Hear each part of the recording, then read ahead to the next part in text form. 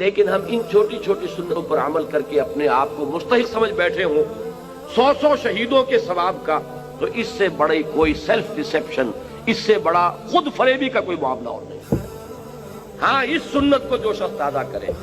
کہ اللہ کے دین کے لیے جینا ہے اور مرنا ہے، قل ان صلاتی و نسکی و محیای و مماتی للہ رب العالمین، جو اس سنت کو تازہ کرے کہ اللہ کے دین کے غلبے کی جد و جہد اسی رخ پر کرنی ہے جس رخ پر محمد رسول اللہ نے کی ہے صلی اللہ علیہ وسلم، اگر اللہ تعالیٰ اسے استقامت عطا فرمائے گا تو یقیناً حضور کے اس قول مبارک کے مطابق اسے 100 شہیدوں کا ثواب ملے۔ ہم نام لیتے ہیں صرف اور بدنام کرتے ہیں اسلام کو، ہم نعرہ لگاتے ہیں اسلام کا اور اپنے عمل سے در حقیقت اسلام کی ذلت اور رسوائی کا سامان فراہم کرتے ہیں۔ کاش کہ وہ جذبہ ابھر آئے